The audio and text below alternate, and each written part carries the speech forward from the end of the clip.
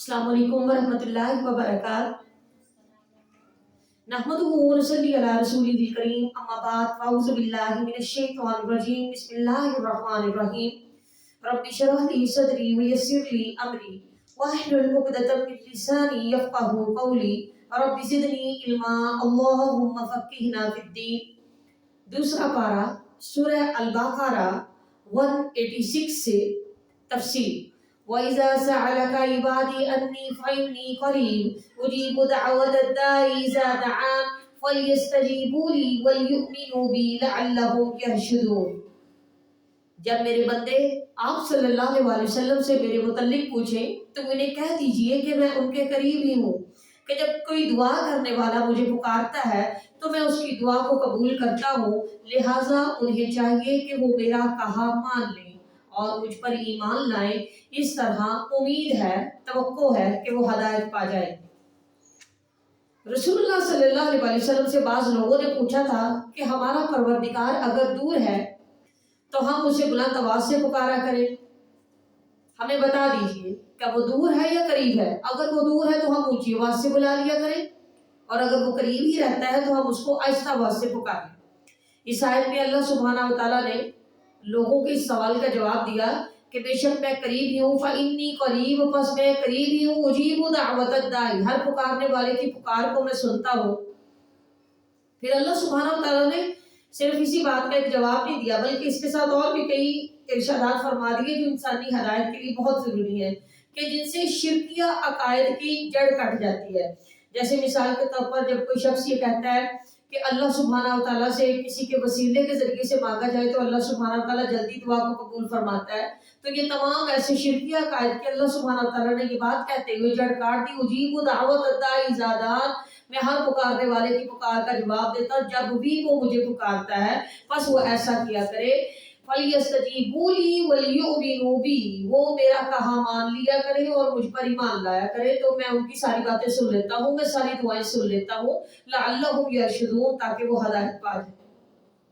उहिल्ला लकुम लैलतुस सियामिर रफ़सु इला निसाइकुम हुन्ना लिबासुल लकुम व अंतुम लिबासुल लहुन्ना अलिमल्लाहु अन्नकुम कुंतुम तख्तानूना अनफुसकुम फताबा अलैकुम व अफ़ा अन्कुम फलआन बाशिरूहुन्ना वब्तगू मा कतबल्लाहु लकुम वकुलू वशरबू हत्ता यतबय्यना लकुमुल खय्तुल अबयज़ु मिनल खय्तिल अस्वदि मिनल फज्र सुम्मा अतिम्मुस सियाम इलल लैल वला तुबाशिरूहुन्ना व अंतुम आकिफूना फिल मसाजिद तिल्का हुदूदुल्लाहि फला तक़रबूहा कज़ालिका युबय्यिनुल्लाहु आयातिही लअल्लहुम यत्तक़ून।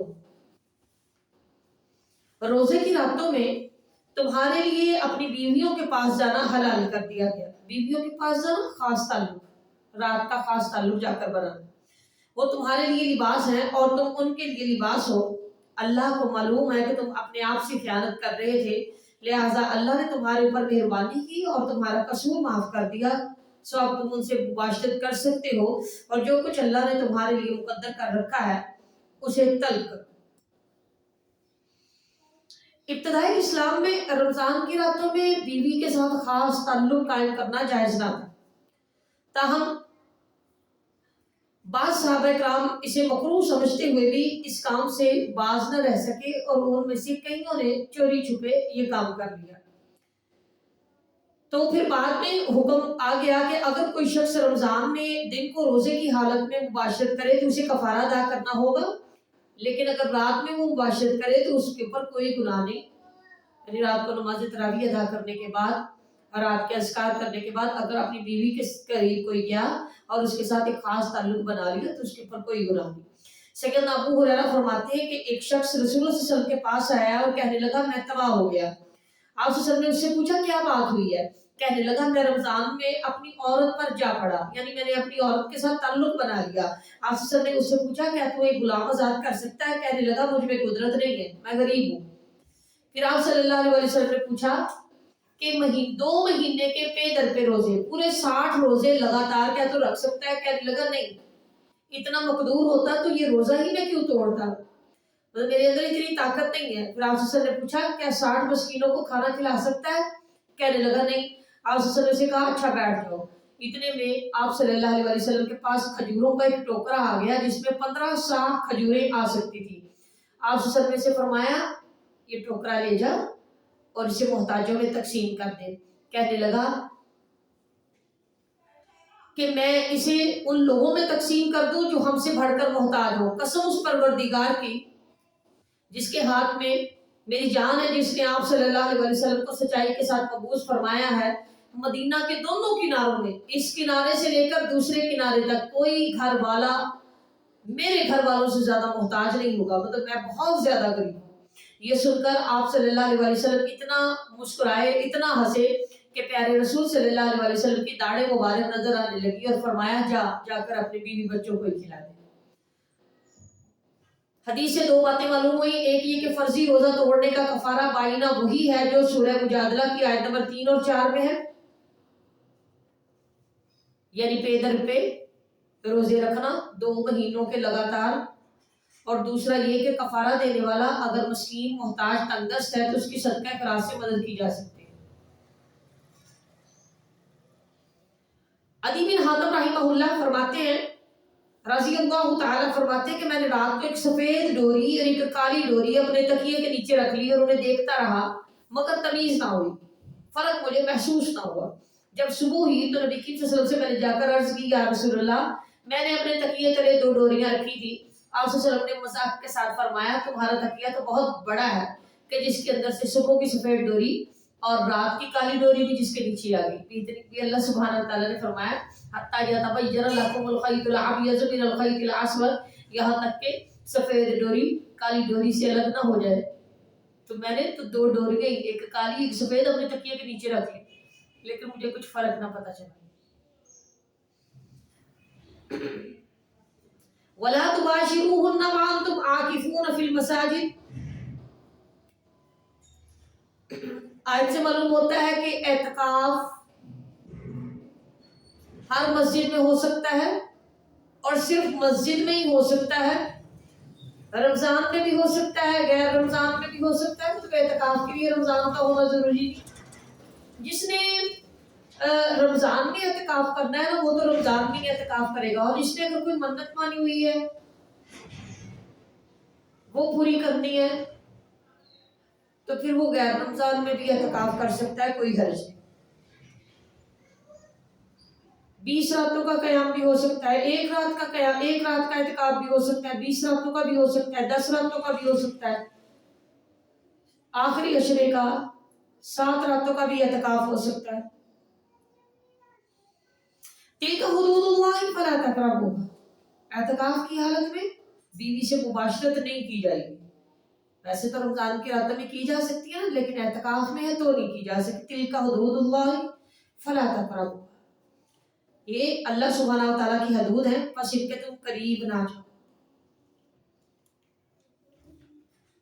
بعض حدیثی کو بھی ملتا ہے کہ ایک دفعہ پیارے رسول صلی اللہ علیہ وسلم کی تمام زوجات بھی اعتکاف کرنے کی غرض سے مسجد میں آ گئی تھی تو پیارے رسول صلی اللہ علیہ وسلم نے پھر اپنا بستر سمیٹ لیا تھا کہ میں چلو نہیں کرتا اعتکاف.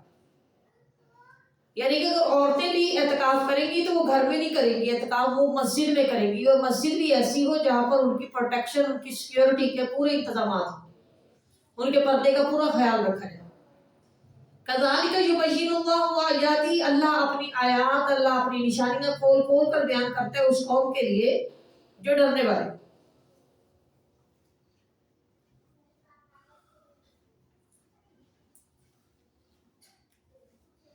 دوبارہ میں بتا رہی ہوں کہ اعتکاف 2 طرح کا ہوتا ہے. ایک اعتکاف وہ جو رمضان میں کیا جا سکتا ہے ثواب کی نیت سے، اور ایک اعتکاف وہ ہوتا ہے جو بندہ خود بخود اپنے اوپر واجب کر لیتا ہے اپنی کوئی بھی نظر ماننے کے لیے.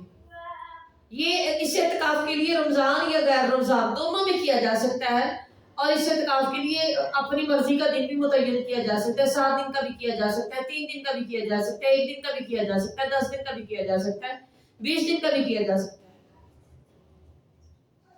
وَلَا تَأْكُلُوا أَمْوَالَكُمْ بَيْنَكُمْ بِالْبَاطِلِ وَتُدْلُوا بِهَا إِلَى الْحُكَّامِ لِتَأْكُلُوا فَرِيقًا مِنْ أَمْوَالِ النَّاسِ بِالْإِثْمِ وَأَنْتُمْ تَعْلَمُونَ.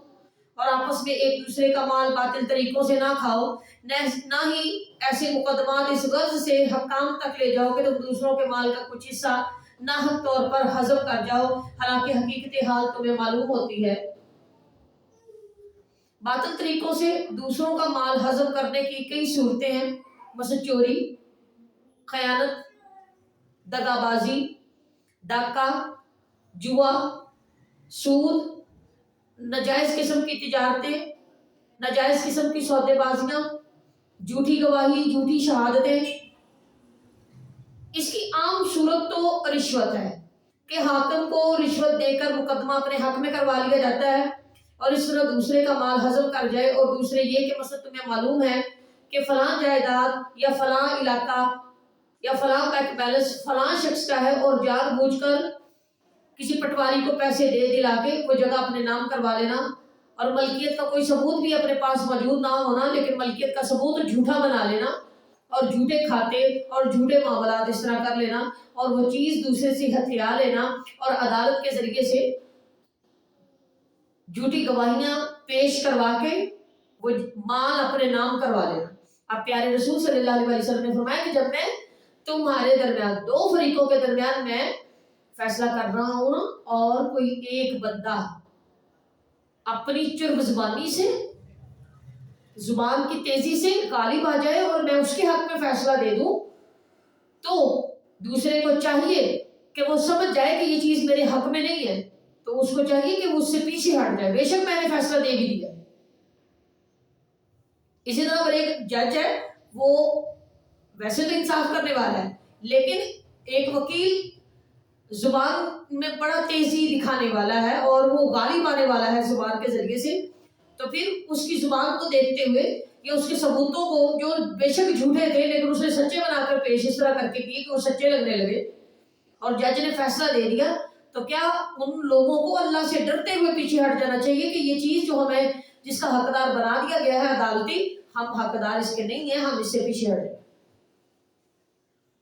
ورنہ وہ اس کے لیے بالکل جہنم کا سبب بن جائے گا۔ یسألونک عن الأہلہ، سوال کرتے ہیں آپ سے چاند کے بارے میں، قل ہی مواقیت للناس والحج وليس البر بأن تأتوا البيوت من ظهورها ولكن البر من اتقى وأتوا البيوت من أبوابها واتقوا الله لعلكم تفلحون۔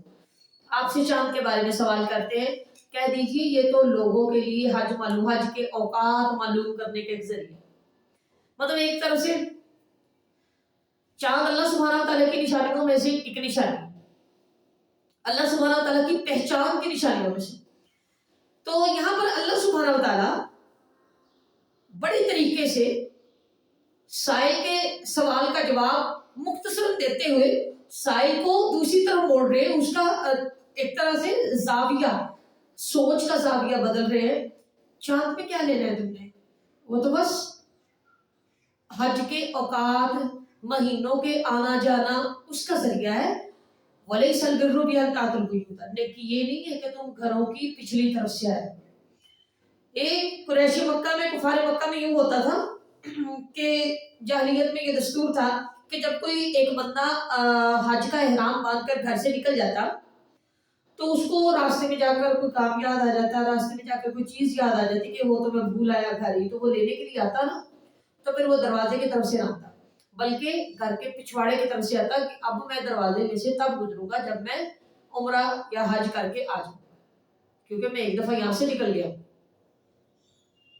تو وہ پچھلی طرف سے دیوار کود کر آتے اور اس بات کو وہ نیکی سمجھتے تھے۔ تو سیدنا برا رضی اللہ تعالیٰ عنہ فرماتے کہ یہ آیت ہم انصاری لوگوں کے حق میں نازل ہوئی، وہ جب حج کر کے واپس آتے تو دروازوں سے نہ آتے تھے بلکہ پچھواڑے سے آتے تھے۔ ایک دفعہ ایک انصاری دروازے سے آیا تو سب اسے لعنت ملامت کرنے لگے، تب یہ آیت اتری تھی کہ اللہ سبحانہ تعالیٰ نے فرمایا گھروں کی پچھلی طرف سے آنا یہ نیکی نہیں ہے، بلکہ نیکی تو اس کے لیے ہے جو اللہ سے ڈرا، اور وَأْتُوا الْبُيُوتَ مِنْ أَبْوَابِهَا، گھروں کے اندر دروازوں سے آیا کرو اور اللہ سے ڈرتے رہو تاکہ تم فلاح پاؤ۔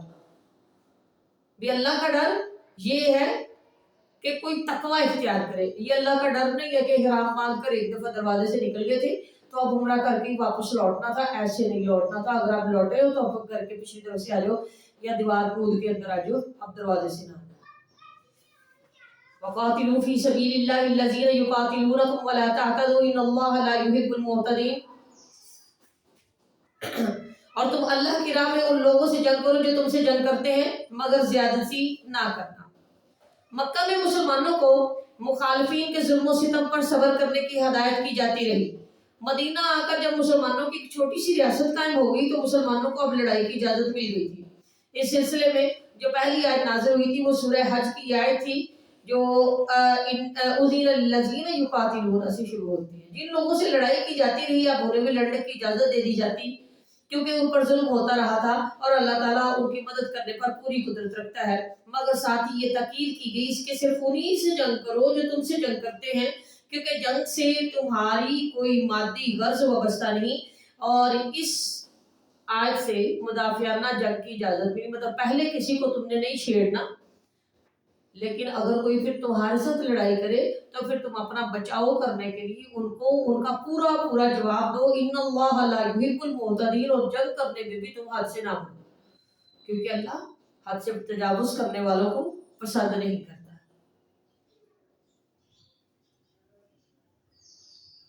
وَاقْتُلُوهُمْ حَيْثُ ثَقِفْتُمُوهُمْ وَأَخْرِجُوهُمْ مِنْ حَيْثُ أَخْرَجُوكُمْ وَالْفِتْنَةُ أَشَدُّ مِنَ الْقَتْلِ وَلَا تُقَاتِلُوهُمْ عِنْدَ الْمَسْجِدِ الْحَرَامِ حَتَّى يُقَاتِلُوكُمْ فِيهِ فَإِنْ قَاتَلُوكُمْ فَاقْتُلُوهُمْ كَذَلِكَ جَزَاءُ الْكَافِرِينَ۔ یعنی نہ تو ان لوگوں سے جنگ کرو جو دین حق کی راہ میں مزاحم نہیں ہوتے اور نہ لڑائی میں جاہلانہ طریقے استعمال کرتے ہیں، یعنی عورتوں، بوڑھوں، بیماروں، بچوں اور زخمیوں پر دست درازی نہ کرو۔ ایسے نہ کرو کہ وہ اب کمزور ہیں تو اچھی طرح تم ان کو کچل دو۔ دشمن کی لاشوں کا مسئلہ نہ کرو، مطلب دشمن کی لاش کو مسئلہ کرنے سے بڑی سختی سے تاکید کی۔ مسئلہ کرنا ہوتا ہے کہ ناک منہ نقشہ تباہ کر دینا، کان وغیرہ کاٹ دینا، ہونٹ کاٹ دینا، ناک کاٹ دینا، یہ لاش کا مسئلہ کرنا اس کو کہتے ہیں، چہرہ نقشہ جس میں بگاڑ دیا جاتا ہے۔ اور کھیتیوں کو برباد نہیں کرنا چاہے وہ دشمن کی ہے، مویشیوں کو نہیں مارنا چاہے وہ دشمن کی ہے، عورتوں کو، بچوں کو نہیں مارنا، بوڑھوں کو نہیں مارنا، زخمیوں کو، معذوروں کو، محتاجوں کو نہیں مارنا چاہے وہ دشمن کے بھی ہے۔ یعنی قوت وہاں پر استعمال کرنی ہے جہاں ضرورت ہے۔ جو تمہارے اوپر اپنی قوت لگا رہے ہیں نا، تم نے بھی ان کے اوپر اپنی قوت لگانی ہے۔ جو کمزور ہے ان کے اوپر اپنی قوت نہیں چلانی،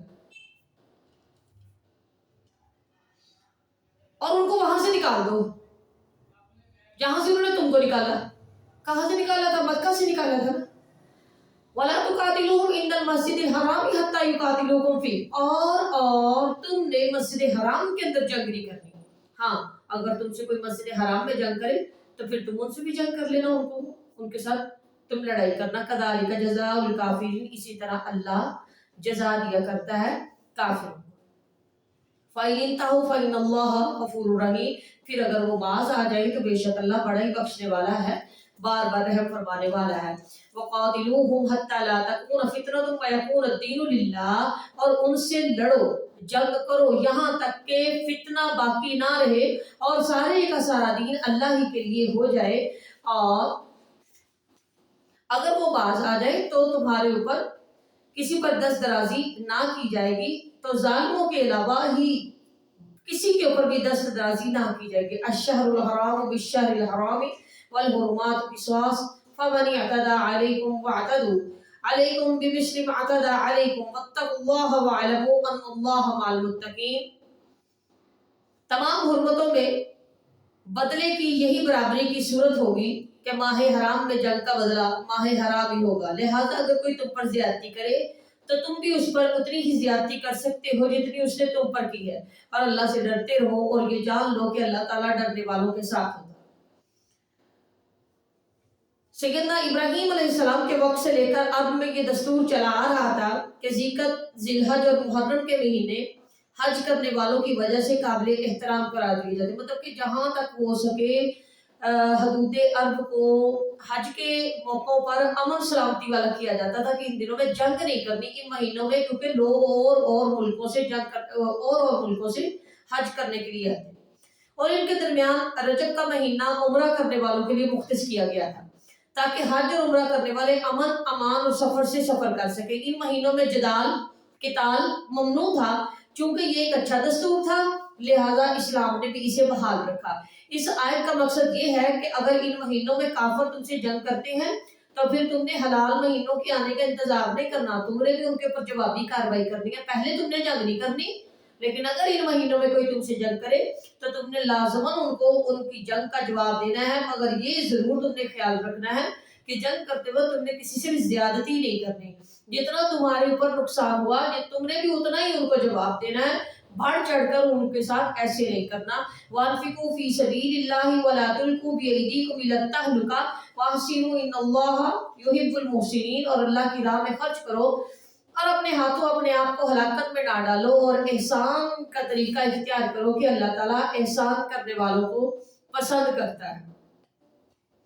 حدیث میں ہے کہ جبرائیل علیہ السلام جب تمام صحابہ کے سامنے اجنبی صورت میں آپ صلی اللہ علیہ وسلم کے پاس آئے اور آپ صلی اللہ علیہ وسلم سے پوچھا احسان کیا ہے، تو آپ صلی اللہ علیہ وسلم نے یہ جواب دیا کہ احسان یہ ہے کہ تو اللہ کی عبادت اس طرح کرے جیسے تو اسے دیکھ رہا ہے، اور اگر تجھ سے یہ نہ ہو تو کم از کم تو اتنا خیال ضرور کرے، اتنا تو ضرور سمجھے کہ اللہ تجھے دیکھ رہا ہے، اور تو ظاہر کرے کہ عبادت صرف نماز فرض یا نوافل ہی کا نام نہیں، بلکہ جو بھی کام تم اللہ کے احکامات کی بجاوری کے لیے اس کا حکم سمجھ کر کے کیا جائے گا وہ اس کی عبادت ہی سمجھی جائے گی، خواہ اس کا تعلق حقوق العباد سے ہو یا حقوق اللہ، مطلب خواہ تم کسی کے ساتھ معاملہ کر رہے ہو یا نماز پڑھ رہے ہو، ایک حقوق اللہ ایک حقوق العباد، لیکن ہے نیکی، اور اس تمام معاملے میں تم اللہ سے ڈرتے رہو اور ایسے ہی سمجھو کہ جیسے اللہ تمہیں دیکھ رہا ہے۔ وآخر دعوانا الحمدللہ رب العالمین، سبحانک اللہم و بحمدک، نشہد ان لا الہ الا انت، نستغفرک ونتوب الیک، والسلام علیکم ورحمۃ اللہ وبرکاتہ۔